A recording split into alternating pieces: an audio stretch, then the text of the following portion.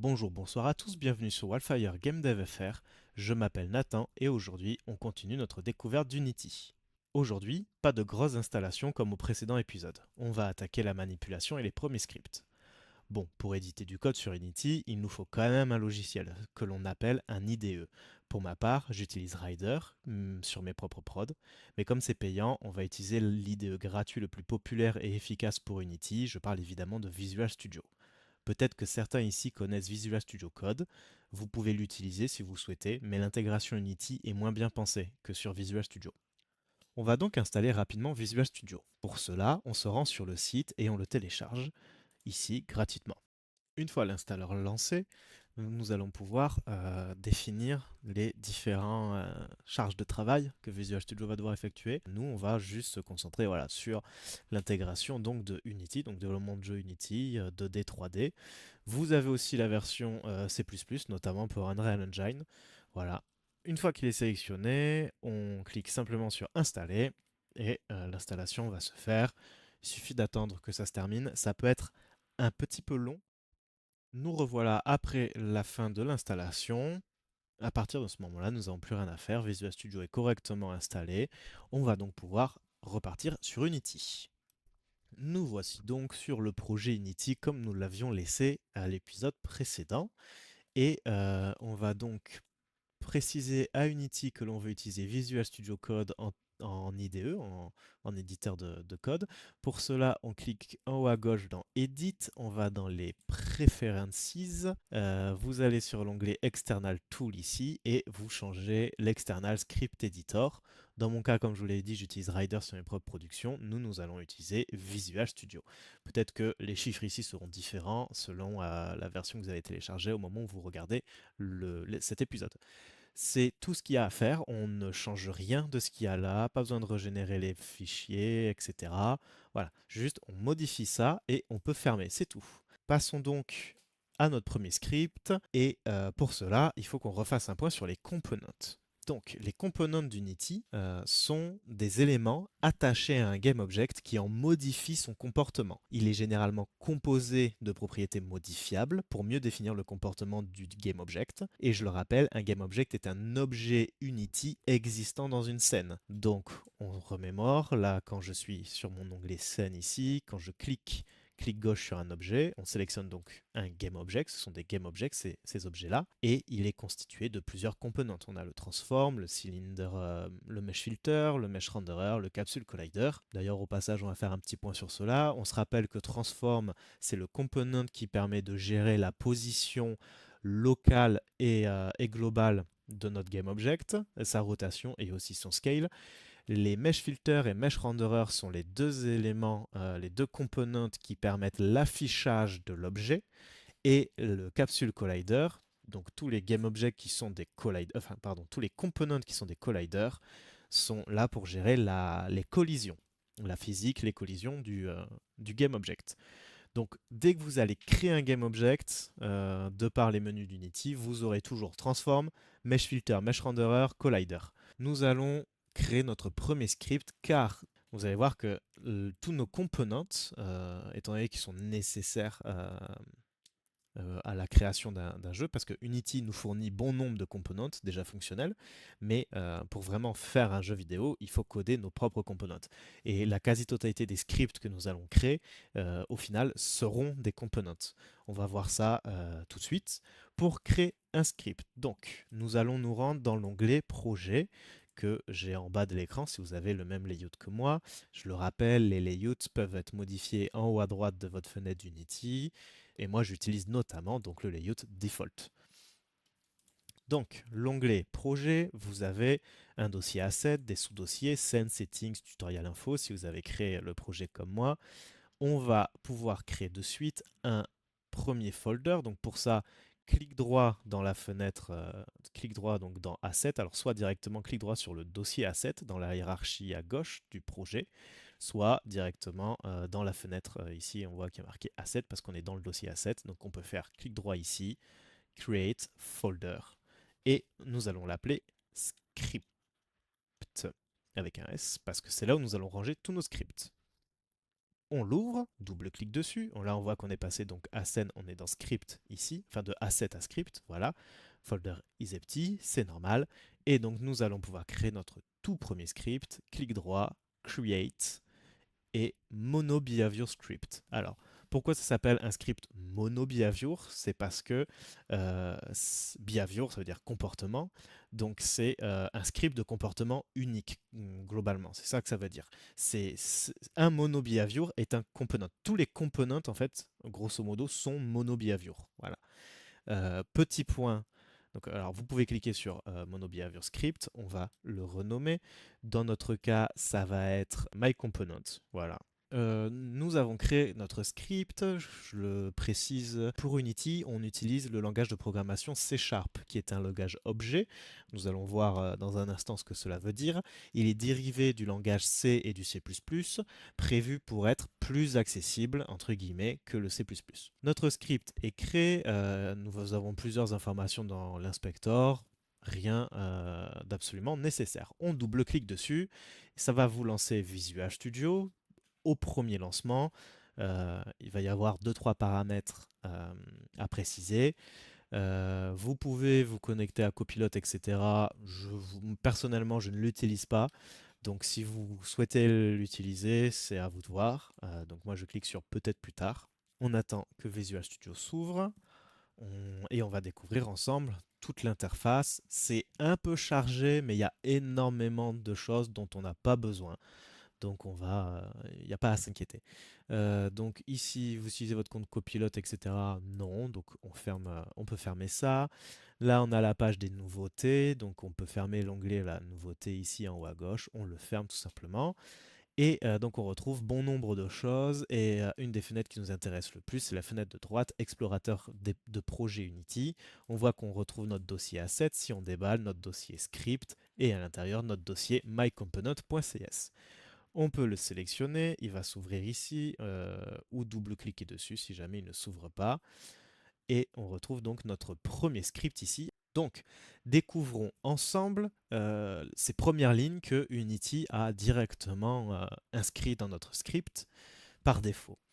On retrouve tout en haut à la première ligne des using. Ça veut dire qu'on va utiliser des bibliothèques. C'est donc un ensemble de scripts qui sont utilisés pour répondre à un certain besoin.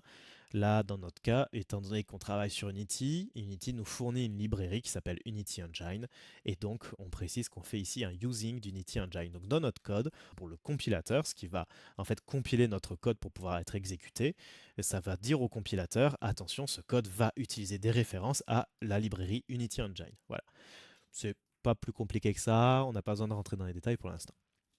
Ensuite, à la ligne 3 ici, nous avons une grosse ligne, probablement la ligne la plus importante de notre script, car c'est la ligne qui va définir simplement notre classe. Alors, tout à l'heure, je vous ai dit que le C# est un langage objet. Ça veut dire que ce langage repose sur le fait que l'on va créer des objets, c'est ce qu'on appelle des classes. Il y a aussi des structs ou des enums, on verra plus tard.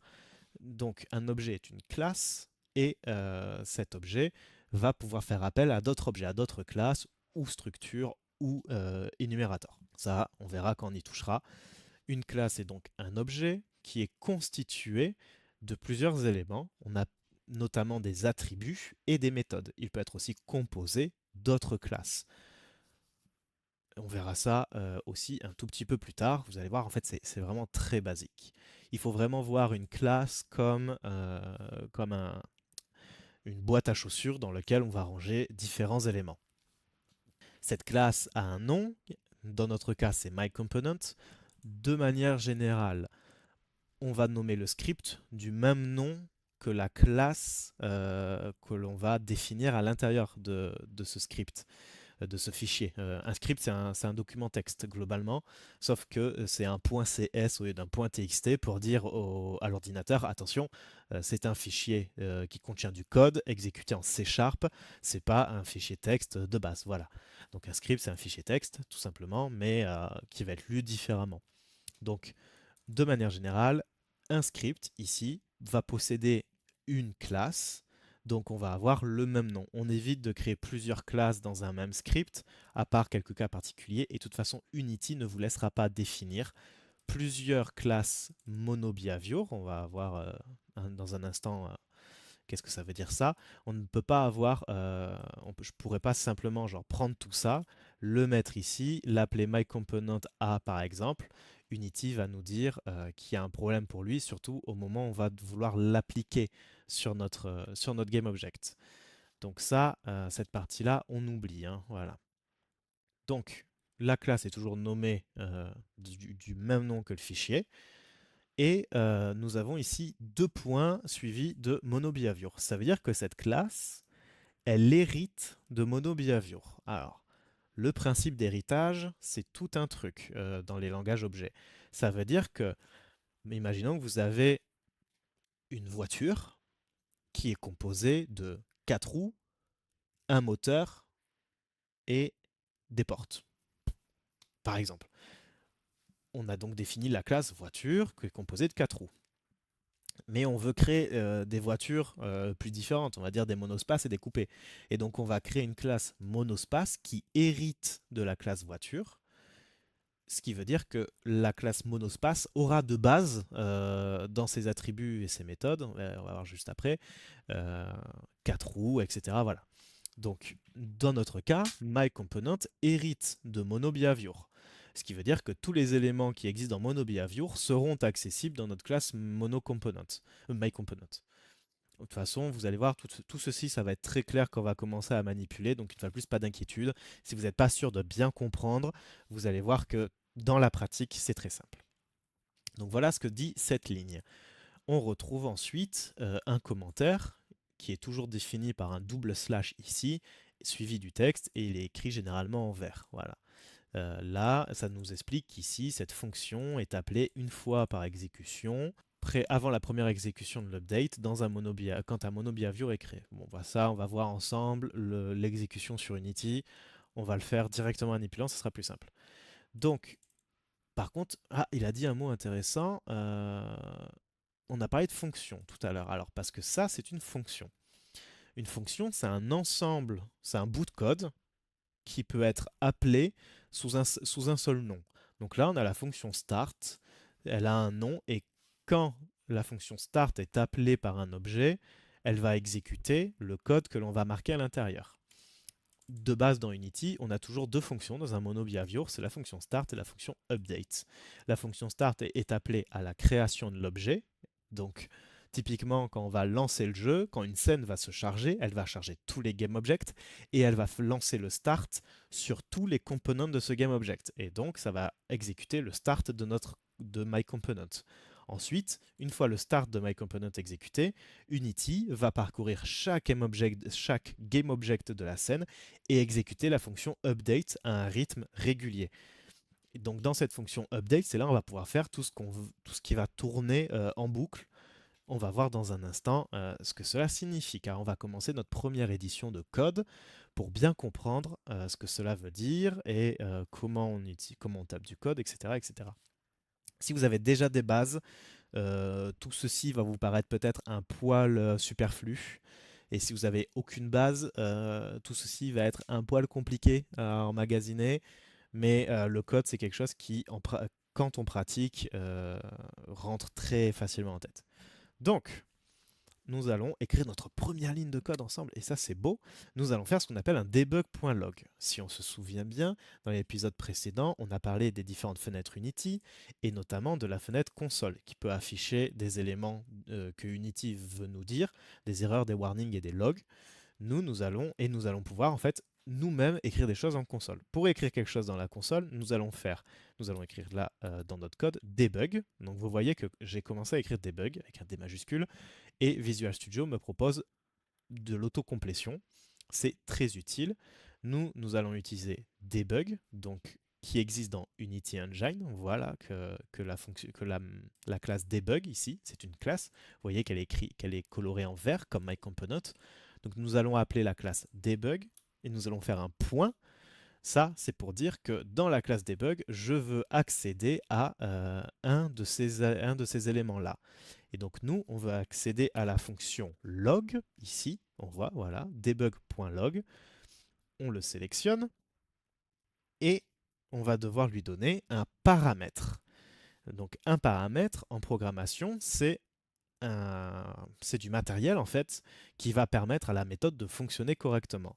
Et nous, on veut donner à notre log un texte à écrire. Donc pour donner le paramètre, en fait, on ouvre, enfin on met les parenthèses. Donc ça veut dire qu'on va donner des paramètres à la fonction log et on va lui donner une chaîne de caractères, un string. Ça s'appelle un string en C#. Pour cela, on ouvre les guillemets. Enfin, si vous appuyez du coup sur les guillemets, normalement Visual Studio vous met le début et la fin, comme ça il n'y a plus qu'à écrire à l'intérieur. Donc quand on met un texte entre guillemets, c'est un string. Et on va écrire tout simplement hello, voilà, pour commencer.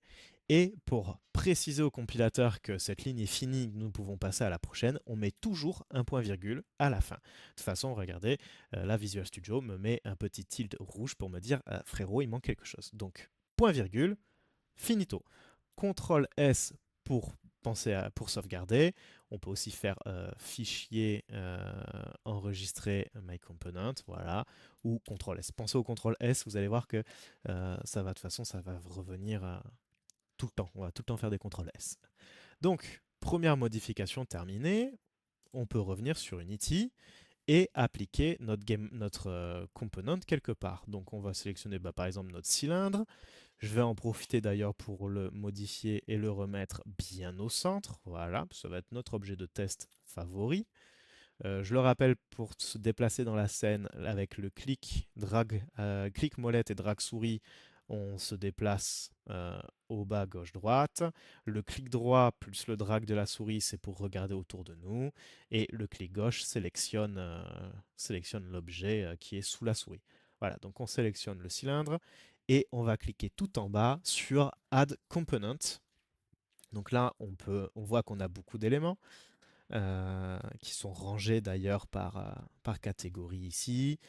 Il y a énormément de choses partout. Voilà, c'est dans les effets, dans les animations, dans les events, les inputs. Il y a plein de choses. On verra en temps et en heure ce qu'on veut. Nous, on va chercher directement my component. Il nous le propose directement ici. On clique et donc là, le script my component, qui est donc un mono behavior, donc un component, a été ajouté au GameObject cylinder ici. Voilà, donc on va faire un petit CTRL S, on n'oublie pas le CTRL S à chaque fois que vous faites une manipulation, il faut penser CTRL S. Voilà. Et on va pouvoir lancer ensemble. Alors vérifiez bien si jamais dans votre console, peut-être que certains éléments seront gris foncé comme ça. Il faut les avoir en gris clair ici pour qu'ils s'affichent directement. Ça veut dire qu'on veut afficher ou non les logs, les warnings et les erreurs. Voilà, ce sont les trois icônes avec les 3 niveaux de log. Donc, on va pouvoir cliquer sur Play ici en haut, attendre que ça charge, et voilà, c'est tout. Donc là, il n'y a pas plus. On voit qu'Unity nous a mis directement sur l'onglet Game, comme je le rappelle. L'onglet Game, c'est cet onglet qui va afficher la vue du joueur. Donc on voit notre environnement, le sol, le cylindre ici. Et dans la console, on voit qu'on a un premier log qui est arrivé ici à 18h0213, et il est tard. Et avec marqué simplement hello. Et on voit bien que c'est un Unity Engine.debug log. Voilà, ça nous dit ici que c'est un log d'Unity Engine qui a été appelé lors de l'exécution de la méthode start dans myComponent ici. Et il nous précise que c'est donc dans myComponent.cs à la ligne 8. Les 2 points ici, ça veut dire que ce log a été exécuté lorsqu'Unity a exécuté la ligne 8 de myComponent.cs. Si on clique sur le lien ici, ça va nous ramener directement sur la ligne concernée. Unity nous dit que c'est cette ligne-là qui a généré ce log-là en console. Ça, c'est très pratique pour le debug. Voilà. Donc, on a vu ça. On peut clear la console ici en haut à gauche en cliquant sur clear tout simplement. C'est pas obligatoire. Et on quitte la simulation en cliquant sur le carré et on revient automatiquement sur la fenêtre de scène. Voilà. Donc, nous avons exécuté notre première ligne de code et ça, c'est magnifique. C'est une première étape tout à fait splendide. On va on peut garder la ligne hello si on veut. Et donc on va voir ce que fait la fonction update. Donc on réécrit debug.log.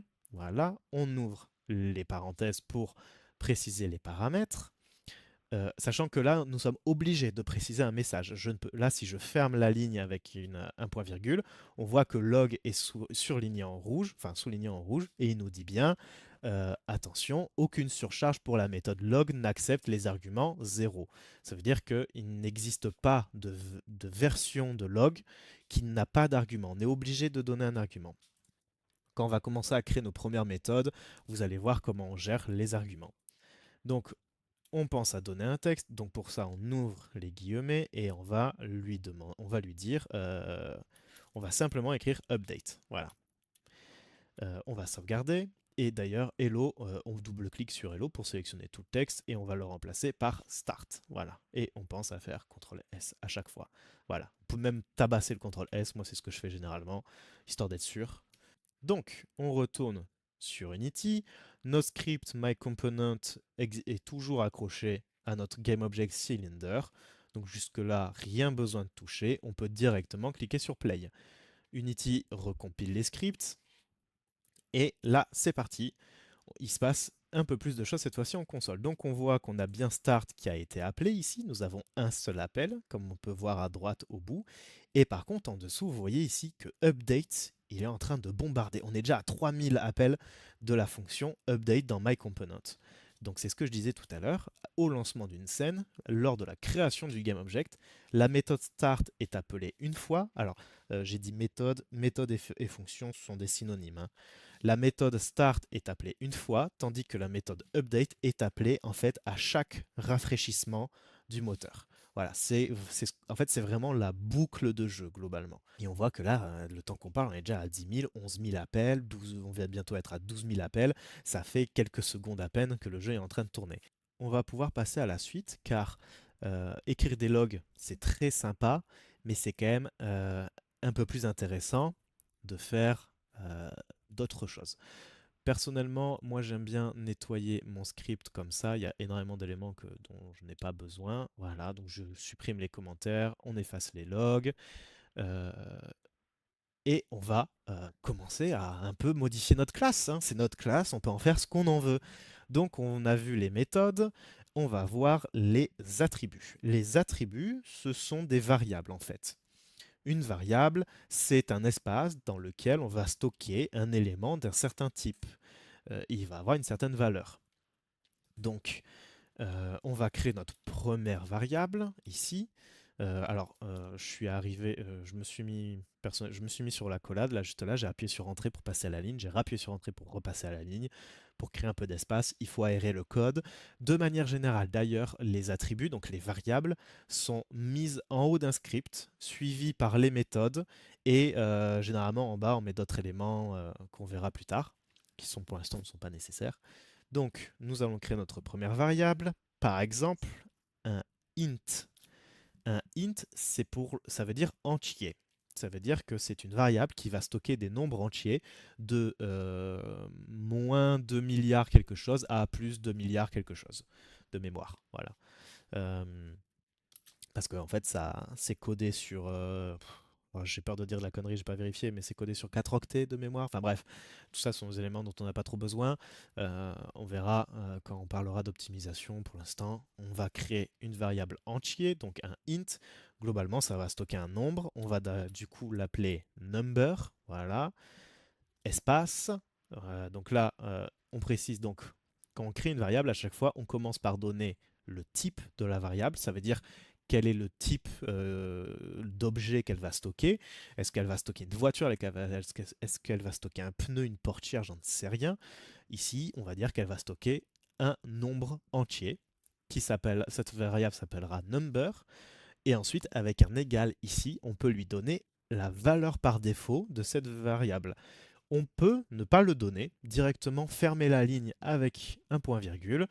Et donc là, le compilateur va lui-même instaurer une variable par défaut, car il y a toujours une valeur par défaut dans cette variable. Dans notre cas, pour un entier, la valeur par défaut, c'est toujours 0. On peut lui donner, soit on peut réécrire directement égal 0, C'est un peu, c'est un peu redondant parce que par défaut c'est toujours 0. On peut lui donner une autre valeur, dire que le number vaut 1, il peut aussi valoir 256 et il peut valoir une valeur tout à fait arbitraire. Et là vous voyez qu'il va me dire impossible de convertir le type long en int parce qu'en fait là regardez j'ai écrit un chiffre qui est largement supérieur aux 2 milliards. Et donc, ça ne rentre plus dans un int. À ce moment-là, il faudrait utiliser un long si on veut faire des chiffres qui vont dépasser les 2 milliards. Bon, on s'en fout de ça pour l'instant. On crée notre variable number et on va commencer à la manipuler un peu pour comprendre comment ça marche, une variable. On va retourner dans notre fonction start ici. Et avant, d'ailleurs, on va faire plusieurs choses en même temps. Comme ça, au moins, c'est clair. En dessous d'update, donc on va à la ligne, on peut rajouter même un espace, on va créer notre première fonction. Nous avons créé notre première variable, on va l'associer à une fonction pour bien comprendre le comportement des deux. Donc comme je l'ai dit tout à l'heure, une fonction c'est un ensemble, c'est un bout de code qui va être exécuté euh, dès qu'on va appeler cette fonction. Pour créer une fonction, on va utiliser le mot-clé void. Ça veut dire en fait, une fonction, on va même directement commencer par ça, comme ça au moins c'est fait. Une fonction va prendre des paramètres, comme on l'a vu avec debug.log, mais elle va aussi pouvoir retourner un, en fait, une valeur d'un certain type. Et c'est ça, c'est par ça qu'on va commencer pour définir une fonction. Ce qu'on est en train d'écrire s'appelle la signature d'une fonction. C'est le type de retour de la fonction, ça veut dire le type de la valeur que la fonction va retourner. Si elle en retourne une, le nom de la fonction est suivi des paramètres. Si on veut que notre fonction exécute du code sans retourner la moindre valeur, la moindre information, on va écrire un void. C'est le cas de start et de update juste au-dessus. Mais si on veut que notre fonction fasse un calcul et qu'elle nous retourne le résultat de ce calcul, on va donner le type donc de retour. Dans notre cas, on va dire un int. On veut que notre fonction nous retourne un entier. On va appeler cette fonction number incrementation. Voilà. On va voir, ça va être, en fait, ça va être pour modifier, c'est pour incrémenter notre nombre. On va voir ce que ça veut dire. Donc, on l'appelle number incrementation avec des majuscules à chaque mot et une majuscule au début du mot. Voilà. Enfin, au début de la fonction. Donc, n majuscule, i majuscule. Voilà. C'est comme ça que c'est de cette manière généralement qu'on va noter une fonction sur Unity. C'est ce qu'on appelle une condition de code, une nomenclature. Voilà, tout ça, ce sont des éléments que vous verrez si un jour vous travaillez avec d'autres professionnels. Chaque studio a sa manière de nommer ses scripts, etc. Nous, on va rester sur la version d'Unity, c'est très bien. Donc, int number incrementation, et on ouvre les parenthèses pour définir, pour dire que notre fonction va prendre un paramètre, dans notre cas, int number. Voilà. Donc ça, c'est la signature de notre méthode, la signature de notre fonction. Le type de retour, ici, la fonction va retourner un entier. Le nom de la fonction, c'est le nom à appeler pour... c'est ce qu'on doit écrire pour appeler cette fonction, et son paramètre. On peut avoir plusieurs paramètres, par exemple ici, int factor, imaginons. Voilà. On va le garder comme ça. Ensuite, on n'appuie pas, on ne met pas un point virgule, parce que là, il va nous dire, bah, j'ai une fonction, mais je ne sais pas ce qu'elle fait cette fonction. Elle n'a pas de corps. On appelle ce qu'on va écrire après, ça s'appelle le corps de la fonction. Et là, c'est ce qu'il me dit. Il dit, on doit déclarer un corps. C'est obligatoire dans notre cas. Donc, pour déclarer le corps de la fonction, on met des accolades en suivant. Voilà. Donc là, j'ai fait addgr 4 pour écrire l'accolade. On appuie sur Entrée. Ça ouvre donc le corps de notre fonction.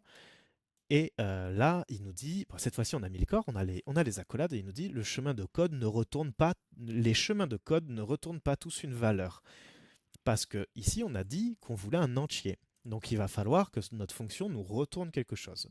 Pour retourner quelque chose, on utilise le mot-clé return, tout simplement. Et là, on peut redonner 0 par défaut, point virgule. Et là, ça y est, le compilateur est content. Nous avons notre fonction number incrementation qui retourne un entier qui prend deux paramètres, ici int number, int factor, et elle retourne automatiquement 0. Pour l'instant, on va garder ça là. Et on va la tester. Voilà. Nous allons donc dans Start et nous écrivons tout simplement number incrementation. Voilà, que l'on voit juste ici. On peut descendre avec les flèches pour la sélectionner, appuyer sur Entrée et ça auto-complète. On pense, comme à log, à donner les paramètres de notre fonction. Donc on ouvre les parenthèses et là, il nous faut deux valeurs, number et factor. Pour number, on peut passer number, comme ça on l'aura. On peut appuyer directement sur Tab pour valider la première autocomplétion. Et virgule, voilà. Donc là, premier paramètre number, nous on passe number, virgule. Deuxième paramètre, là, le deuxième paramètre, on le voit ici, c'est factor. Donc la méthode attend à ce qu'on lui donne un facteur. Dans notre cas, on va dire 0. Voilà, on écrit simplement 0, parce que c'est un entier, tout simplement. Un 0 écrit comme ça, c'est comme si on avait déclaré une variable, etc. Sauf que là, c'est hard-codé, comme on dit. Et on appuie sur point virgule. Voilà, on n'oublie pas de sauvegarder. Et donc là, à l'exécution de notre script myComponent, Unity va appeler start et start va appeler la méthode number incrementation qui est ici, qui devrait nous retourner 0. Dans notre cas, faire ça, ça va rien donner. Si on ouvre Unity, que je clique sur Play, parce qu'on rappelle ici myComponent est toujours bien attaché à Cylinder, rien n'a bougé. Vous voyez, en console, et là il s'est rien passé sur Unity. La console n'écrit rien, il n'y a aucune modification, rien du tout. Parce que on n'utilise pas le type de retour ici, on n'utilise pas le retour, le return 0. Pour l'utiliser, il faut le stocker quelque part. Donc on va créer, comme on peut dire à la volée, une nouvelle variable int qu'on va appeler incr pour incrémentation égale. Voilà. Là, nous déclarons une variable entier qui s'appelle incr, et qui est égale au retour, à la valeur de retour de la méthode number incrementation. Ça veut dire que quand Unity va appeler myComponent, il va appeler la fonction start va appeler number incrementation, et ce que le return ici va nous donner va être enregistré dans la variable incrementation. Je précise que de créer une variable à l'intérieur d'une fonction, comme l'on vient de faire ici, la rend accessible que à l'intérieur de cette fonction. Je ne peux pas, par exemple, dans update, essayer d'appeler incr. Là, il ne comprend pas, il ne trouve rien qui s'appelle incr, sauf number incrementation, mais c'est pas ça qu'on veut. Parce que du coup, la variable n'existe. Qu'est-ce que je suis en train de faire? Voilà. La variable incr n'existera que dans la fonction start ici. A contrario, la variable number que nous avons créée directement à l'intérieur de la classe et non pas à l'intérieur d'une fonction est accessible depuis toutes les fonctions de la classe. Voilà, c'est une variable que l'on appelle globale, grosso modo. Et donc, dans start, ici, dans incr, nous stockons le type de retour et nous allons l'afficher avec, je vous le donne en 1000, un debug log. Et on peut directement lui donner la variable incr. Et point virgule, on n'oublie pas. Pourquoi on peut directement faire ça? Parce que là, notre fonction debug.log pour Unity utilise un paramètre de type objet. C'est grosso modo. En fait, il veut dire qu'il peut tout prendre et c'est lui après qui se débrouille pour transformer un entier en string pour pouvoir l'afficher. Dans notre cas, on peut donner directement un entier à log. Voilà. Donc on sauvegarde, et cette fois-ci on peut retourner sur Unity, on play, donc on lance la simulation, et on va voir dans Start, on a affiché 0. Voilà. Pourquoi on a affiché 0? Parce que Start appelle Number Incrementation, et que Number Incrementation nous retourne la valeur 0, tout simplement. Voilà. Donc, nous, on va vouloir retourner un peu plus que 0, parce que ça sert un peu à rien une fonction qui retourne toujours 0. Voilà. Donc là, on va lui dire, on veut que la fonction number incrementation retourne la valeur de number ici. Donc la valeur qui sera stockée. Alors, on va revoir le petit chemin d'exécution. Nous avons une variable ici number qui est initialisée à la valeur 1. Et dans start, quand on appelle number incrementation, on passe la variable number en paramètre, on l'a noté ici, donc on va passer la valeur 1 en paramètre, Et donc dans number incrementation, on va retourner la valeur de number qui dans notre cas est la valeur par défaut 1 ici. Voilà, donc debug.log devrait afficher 1 en console. On clear la console avant de lancer.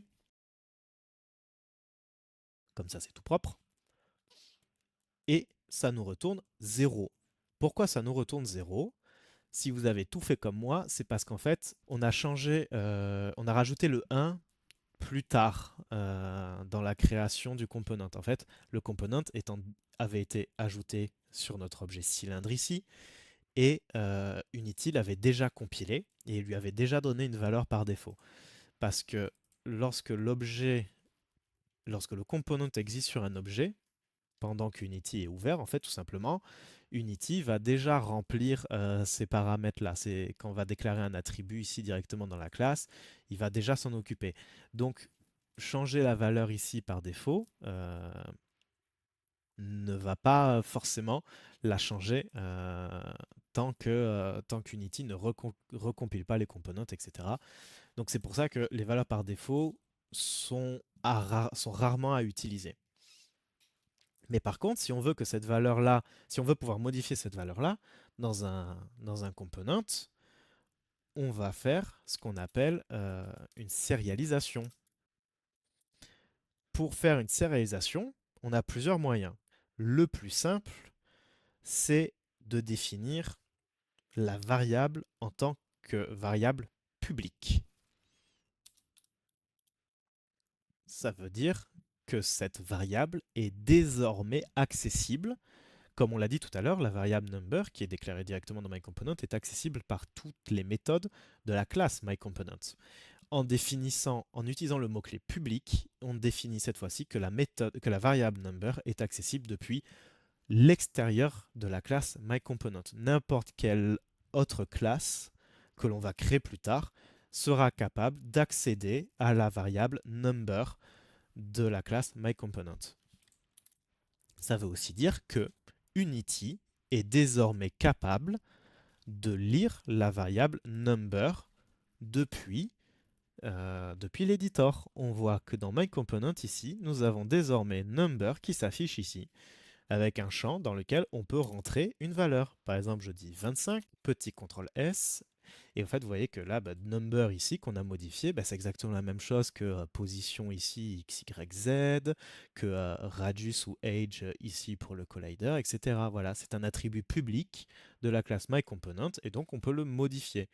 Voilà, c'est de cette manière qu'on va pouvoir modifier le comportement d'un GameObject en modifiant nous-mêmes les paramètres en fait d'un component qui est attaché à notre GameObject ici. Et donc là, si je clique sur Play, on voit qu'ici, on a 25 voilà, qui arrive en console, tout simplement. Voilà.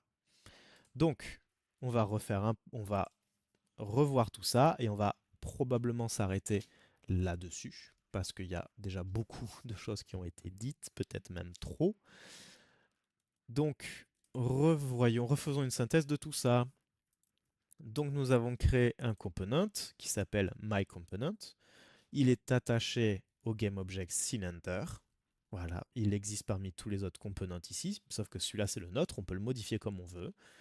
Ce component est en fait une classe qui hérite de MonoBehavior. C'est de cette manière que l'on crée un component sur Unity. Il faut hériter de MonoBehavior. Elle est constituée d'une variable publique de type entier avec une valeur par défaut à 1 qui a été modifiée à la valeur 25 ici directement en éditeur. Paf. Et elle est constituée d'une méthode start qui appelle la fonction number incrementation qui stocke le retour dans la variable incrementation, enfin incre, et qui l'affiche dans le log ici. Voilà. Et number incrementation retourne tout simplement number. Voilà. Voilà. Avec ça, vous avez à peu près les premières bases de la programmation. Donc, les variables publiques ou pas publiques. Ce qu'on appelle en fait communément private, sachant qu'on n'est pas obligé de définir private. Si on ne définit rien, elle est privée. Donc on peut l'écrire private, mais pareil, une fois de plus, c'est redondant de faire ça. Donc on peut soit ne rien dire, donc elle est privée, elle n'existe et accessible et elle est accessible que depuis l'intérieur de la classe. Dans notre cas, on veut que Unity soit capable de la lire en éditeur, donc on la met en public. On verra plus tard qu'il y a d'autres moyens de faire, ça sera dans un prochain épisode. Voilà. Donc les variables ici, les fonctions, sachant que là on voit d'ailleurs petite différence, ici c'est en bleu, ici c'est en jaune. Pourquoi? En bleu ce sont les fonctions directement de base d'Unity. Voilà, c'est pour définir que ce sont les fonctions d'Unity. C'est une manière voilà, juste de les distinguer. Et donc là, nous en jaune, on a notre fonction ici qui s'appelle number incrementation qui a deux paramètres de type entier avec number et un paramètre factor. Voilà. Et elle nous retourne un entier, dans notre cas directement number. Voilà. Vous pouvez vous amuser à manipuler, essayer d'écrire des trucs, regarder, amusez-vous. On va faire une toute dernière étape, bien évidemment, celle de GitHub. Et oui, parce que maintenant on a Git, si vous avez suivi le précédent épisode, donc on n'oublie pas. Si vous n'avez pas lancé GitHub Desktop, on peut directement lancer GitHub Desktop. Donc, nous revoici sur GitHub Desktop. Si vous avez suivi l'épisode précédent, vous voyez de quoi je parle. Et on voit qu'il y a eu plusieurs modifications. Tout d'abord, SampleSen ici, avec l'ajout d'un monobehavior. Et on peut voir d'ailleurs que ce monobehavior, il y a une classe qui s'appelle myComponent, qui a un champ qui s'appelle number, et qui a une valeur de 25. Voilà, on peut voir en fait, la modification qu'on a directement apportée. On voit aussi notamment que la position locale de notre objet est passée de -4, 1,54 à 0, 1,50. Voilà. Et qu'un component a été ajouté à la liste d'un objet. Enfin voilà. Ici, on a un fichier méta. On le garde, c'est nécessaire. C'est un fichier méta qui a été créé avec le script. Ça, c'est Unity. C'est pour Unity. Nous, on n'en a pas besoin. On le laisse, on le garde, on l'enverra. Voilà, c'est juste pour Unity. C'est pas pour les utilisateurs.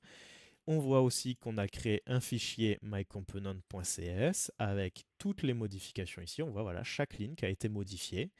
Et pareil, un fichier méta qui a été créé pour ce fichier. Donc là, pareil, c'est Unity. On s'en fiche. On n'y touche pas. On va donc push tout ça. On va dire add first script. Voilà. Dans description, on va rien noter. Ou alors on va juste dire qu'on a add mycomponent.cs. Voilà. Et on clique sur commit file to development. Voilà. Et on push. De cette manière, on est sûr, si besoin, plus tard ou quoi, voilà, nos modifications, c'est comme ça, voilà, comme ça on manipule les modifications qu'on a apportées aujourd'hui, qu'on veut conserver, qui sont correctes. Voilà, là elles sont push, elles sont sauvegardées sur GitHub, donc aucun risque de perte de données ou quoi que ce soit. Voilà, on va donc pouvoir s'arrêter sur ça. Il y a eu beaucoup d'éléments, je le conçois.